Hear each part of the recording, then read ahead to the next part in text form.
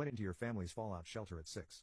You learned everything about being self-sufficient until at the age of 12 when your parents went to check what has become above. They never returned. The plan was you stay below until you turn 25. Tonight, you turn 25 and tomorrow above awaits.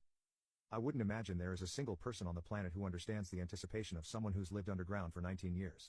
Even the simplest things like the look of sunlight or the feeling of a breeze, these existed in me only as the faintest of memories.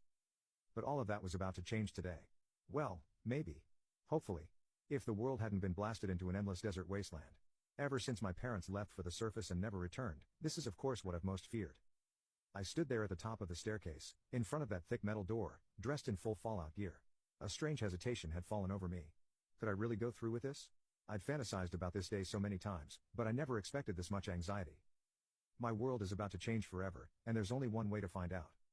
I reached for the handle, a round metal wheel much like the type one might see on a bank vault. For years this wheel stared at me coldly like a stoic gatekeeper standing between me and my freedom, but today it was finally going to let me pass. I slowly twisted it round, as if to savor every moment of this new and unfamiliar feeling. I cracked the door open, and a light brighter than any I could remember shone in from the outside. I shielded my eyes and stepped forward into the uncertain mystery. I was able to hear before I was able to see. In front of me I heard a series of shouts, Mona Lisa. Leonardo da Vinci. I was confused. As my eyes adjusted, I saw that I was standing in a room of some sort. It was brightly lit from the daylight spilling in from windows on all sides. In front of me were 6 people in pastel-colored clothing. A man was standing in front of a board of some sort, a man who looked somewhat familiar. The other people were sitting in a circle around him, looking up at him and away from me. Almost exactly at the moment that I saw this scene, the standing man saw me. He dropped the marker that he held in his hand and stared in shock. The others, seeing his expression, turned around and all stared at me.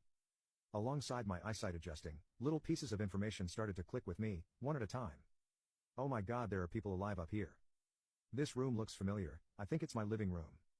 Okay, that is definitely my dad, and that's my mom. Wait, what the hell is going on here? The man who was standing at the board, whom I now recognized as my dad, but clean-shaven, was the first to speak. Oh my lord, it is the 22nd of February, isn't it? He looked over to the woman sitting to his left, whom I now saw was my mom. Martha, it's her birthday. Oh Carl, this is splendid. She replied.